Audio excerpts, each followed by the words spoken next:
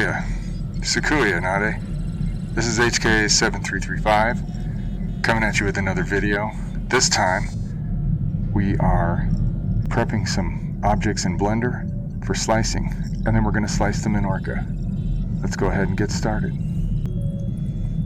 So here we are in Blender. We're looking at a heavily modified LL30 blaster.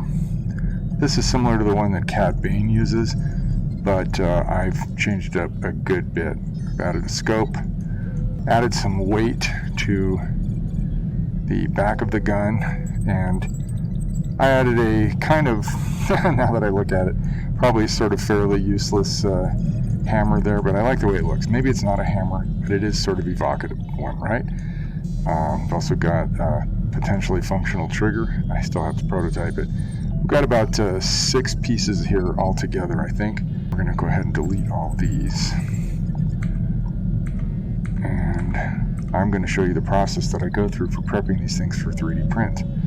So the first thing we need to do is, now we've got all of our models, is we've got to export them. We go into where this is at.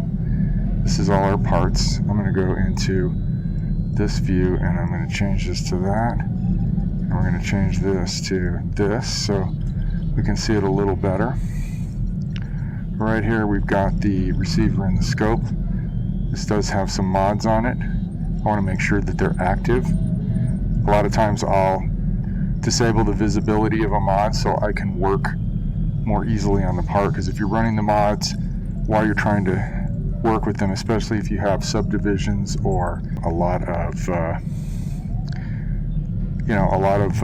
booleans where you're cutting holes or adding things. Let's see if I can go into edit mode with this thing. Yes I can.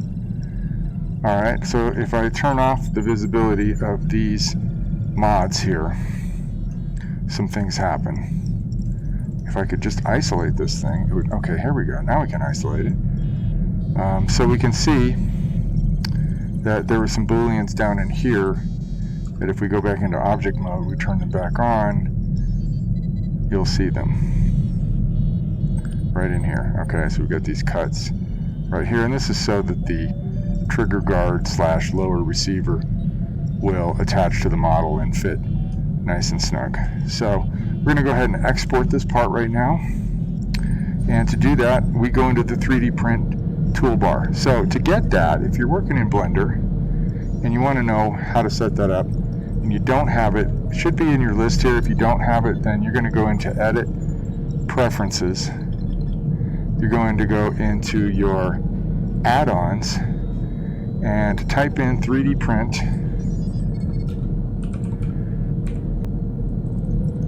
Oh, let's see, it's 3D.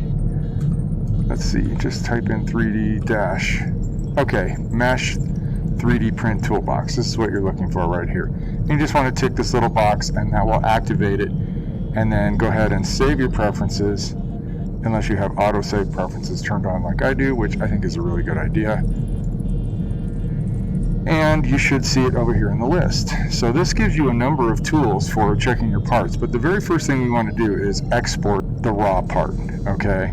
Because mistakes are going to happen whenever you export these things to an STL file. STL files are quite old, and there are newer file types available.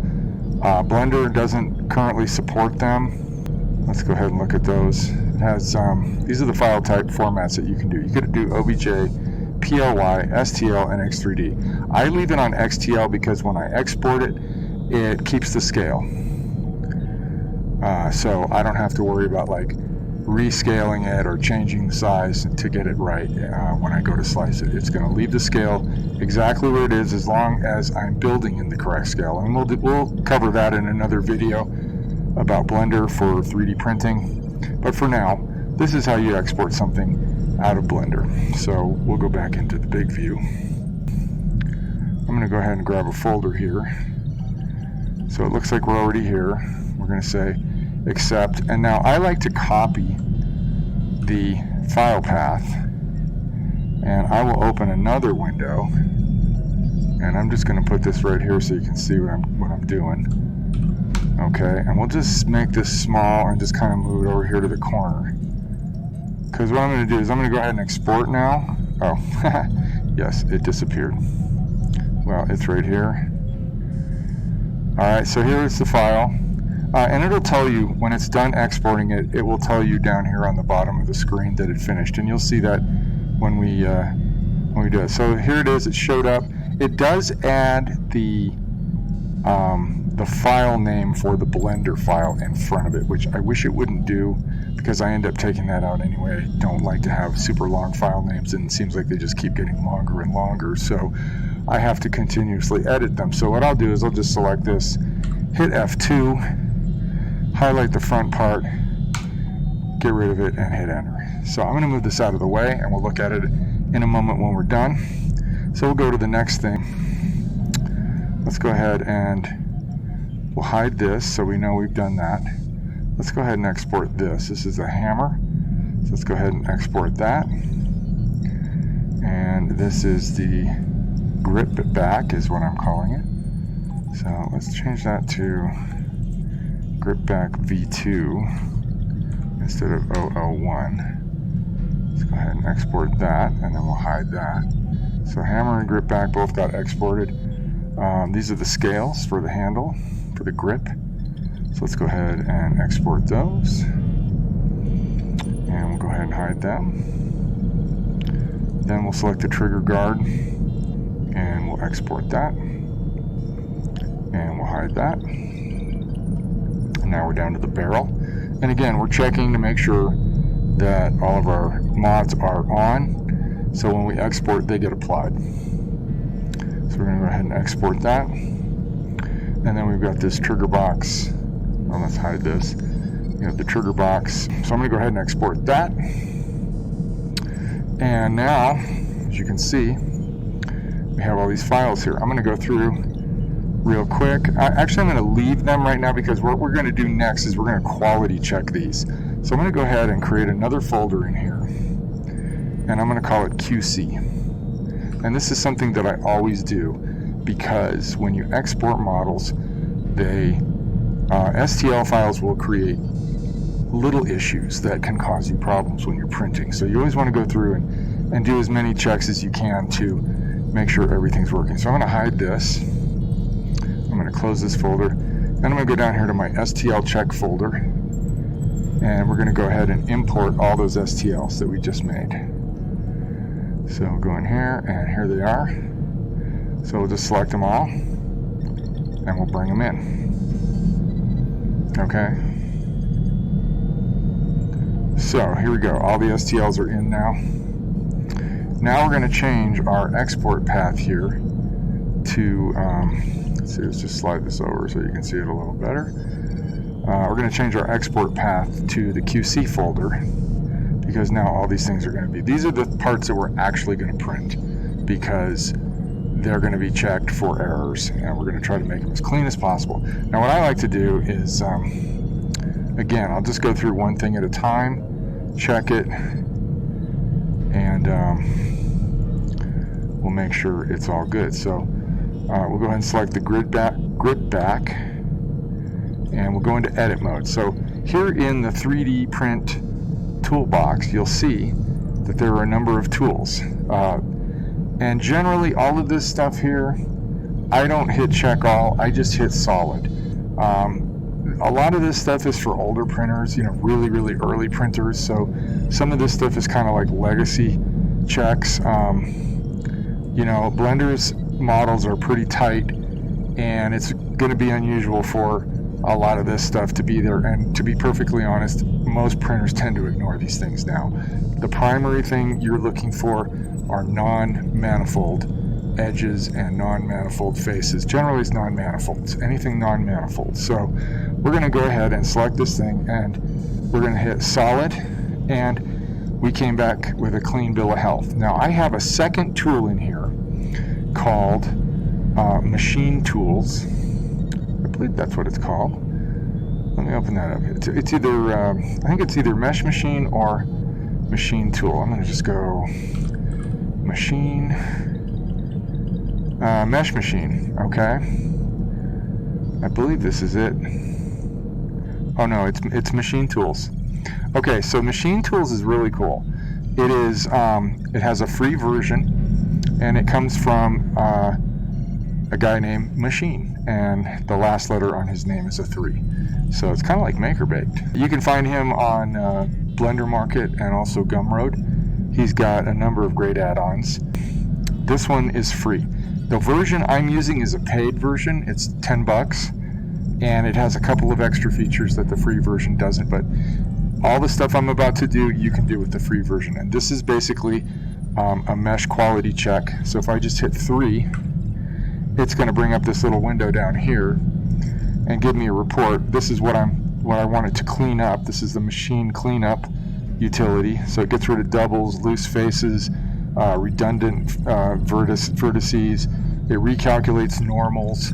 It does a whole bunch of stuff. And it will tell you, it pops up a little pop-up here by the cursor, and it'll tell you, you know, what's wrong. And I just keep running the test until it says nothing to remove. So it'll be green letters. See, there it is, green. Nothing to remove. So we're good. This piece is ready to go. So I'm going to go back to object mode, and we've already repathed the export. So we're going to go ahead and export. And as you can see, there it is. So we're going to be truncating these file names here because they're crazy long now. So we'll go ahead and hide this, and we'll just go down the list. Alright, so the next thing up is the hammer. So we're going to edit mode. And I kind of go back and forth between how I do this. So right now I think this is going to probably be okay because it's such a simple object and it doesn't have any booleans in it. Generally it's booleans that cause problems. So, and what a boolean is a boolean is a thing where you create a cutter, like say a cylinder or a box, and you can put it into your model and you can have it either cut out an area of your model or you can add to it. So if you wanted to add a box or a cylinder or some other shape, you can join pieces together using booleans, and it's just a mathematical process that sort of calculates how these things are supposed to be together in a totally new mesh. So sometimes when you apply them, they can cause problems and create a lot of non-manifolds that can be difficult to clean up. So if we run across those, I'll show you how we deal with them. Alright, so this thing is coming back clean. So we're going to go ahead and export that. And we're going to go ahead and turn it off. So the next thing we're going to do is this barrel. I'm going to go ahead and isolate this. And we'll go into edit mode. And I isolated that with the slash key. As you can see, I got my screencast keys running down here, so you can see what I'm doing on the keyboard and mouse. And this time I'm going to run solid. And so far we're looking good. So I'm going to hit 3 just to double check using the Machine Tools cleanup utility. And it does say we had a couple of things there. You saw that yellow pop up. Here we go, 16 faces. It just got rid of a bunch of stuff. So we just cycled through it until we get that, nothing to remove. Now we're good to go. This model is clean. If the words are green, the model's clean. Okay, I stole that from Ghostbusters, but you know what I'm saying. Okay, so let's hide that. Let's go ahead and bring this back. I will do the, the scales are next, so let's go ahead and do them. Okay, we got some non-manifold edges right here, and we'll double check that here. And it says that we have 18 non-manifold edges. So I'm going to go ahead and isolate this now, and I'm going to hit Alt-Z, and that's going to take me into X-ray mode. So this lets me kind of see through the model. If I click on this, you can see these little areas are lighting up. Okay, so now these are pretty non-serious errors that are created by the Boolean cuts that I made to create these ridges in the scales, but they're pretty simple. So in this case, we can actually use the cleanup utility on the 3D print toolbar. So we'll just go and click Make Manifold, and it's very fast, even with models that have a lot of faces. You know, I've had helmets get done in, you know, 5 to 10 seconds, and it's done. So if we go and run the check again, you can see we no longer have any manifold edges, so, or non-manifold edges. Everything is manifold now. And manifold basically means watertight. There's no holes. So, and that's what you want, because holes and 3D printing do not get along. Now, most slicers now have a repair function in them, and they can deal with stuff like this, but you really don't want to be dealing with this stuff in your slicer. You want to deal with it in the modeler if you can. This alone, in my opinion, is enough of a reason to get Blender. Blender's totally free. This utility comes with Blender, and all you got to do is bring in your STL file, and you can run these checks, and you can repair a lot of these problems. Now, more complex problems, if you're not familiar with how to do 3D modeling, those could be a little more difficult, but simple stuff like this, you could definitely handle with this incredible program that is totally free. Let's go ahead and hit 3, and as you can see, we got the green letters, so when the letters are green, the model's clean. We're going to go ahead and export it. Alright, so the scales are done, quality checked.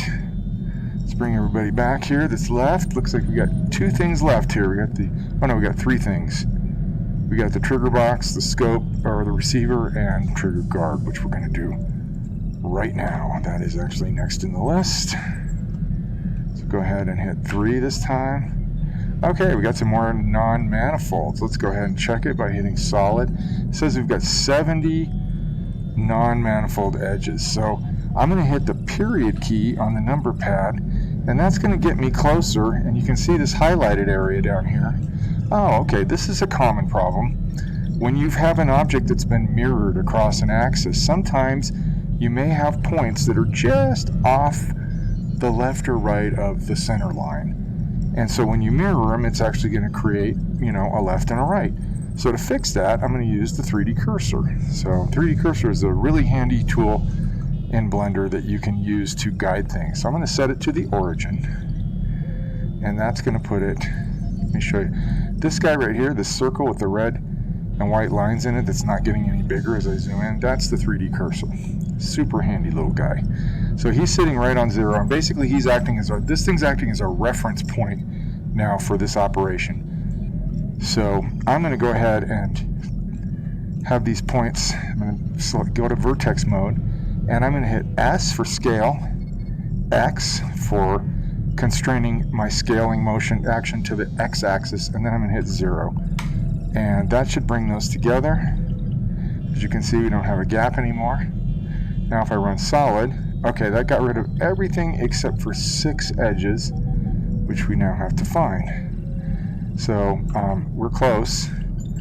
We're going to go ahead and just zoom in. Oh, we got something interesting happening here. Got some weird, I don't know how this happened, but looks like we can fix this manually. These are already selected, so I'm going to hit G, which is to move, and then I'm going to X to constrain the movement to the x-axis. And I'm going to just carefully pull these out, and let's see what we can do here. Okay, let's go a little bit more. Alright, now I'm going to go to vertex mode, and I'm just going to connect some vertices. And selecting them one at a time. The order I'm selecting them is going to determine how they join. So I want this one to connect to that one, so I select in that order, and then I hit 1. And this is again another machine tools utility that lets you use the 1 and 2 key to cycle back and forth for doing things with vertices and faces.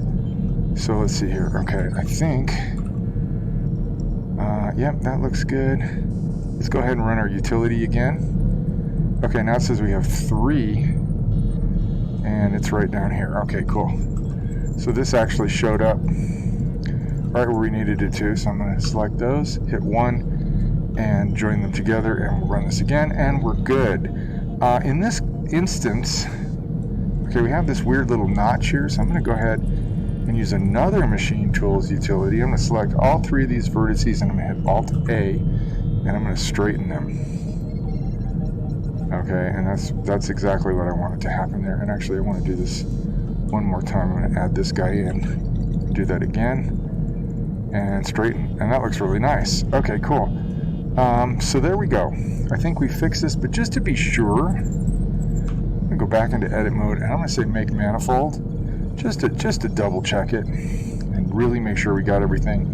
and then I'll hit 3, and see there's a few things that are showing up on the cleanup utility. But the second time we get the green letters, and you know what happens when the letters are green? The model's clean. Okay, now I'm just being silly. Alright, so here we go. Let's go ahead and export this guy, and that's in there. Okay, here we go. Let's do the trigger box next. I'm going to go ahead and isolate it. And we'll go ahead and run the utility first, because I think this is going to be a pretty quick cleanup. Alright, awesome. Let's double check it with this. And we're good. Nothing showed up. Let's go ahead and export this guy. And last but not least, we've got the receiver and scope.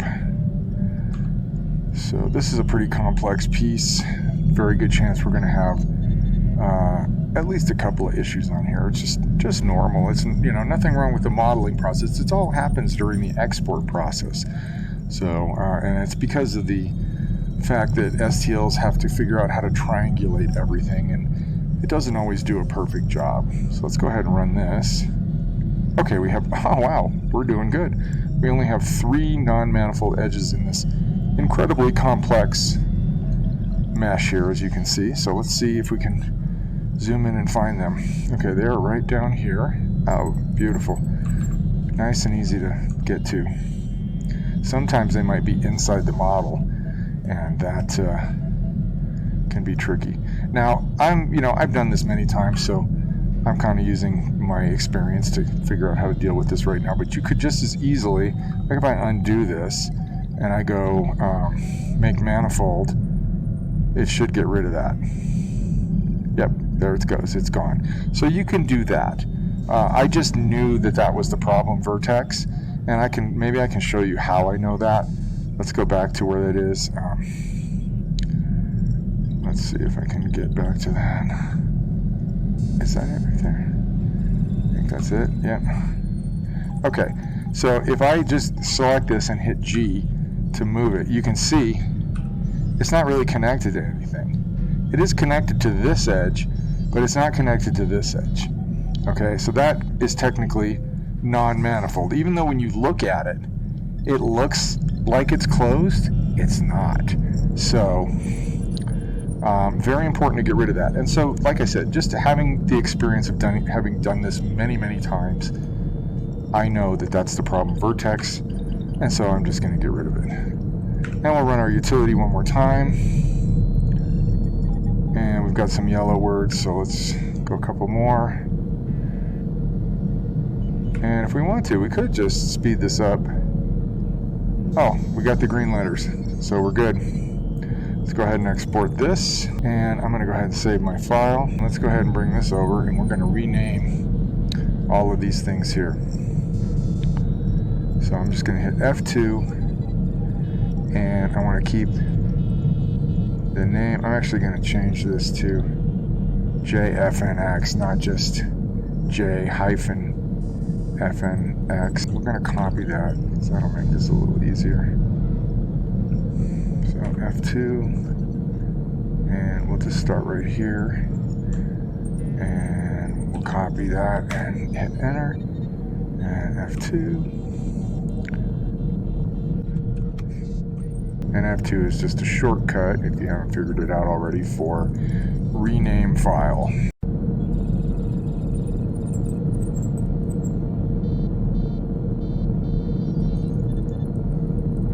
Okay, I think we're good. I'm going to move this out of the way, and let's see about bringing up some Orca. Well, that's all we've got time for in this video, but make sure you catch part 2, where we go over slicing all these parts in Orca Slicer. As always, make sure to like and subscribe, and thanks for watching. I'll see you in the next video. Until then, this is HK7335 saying, Ori vorrei, Anade. Oya.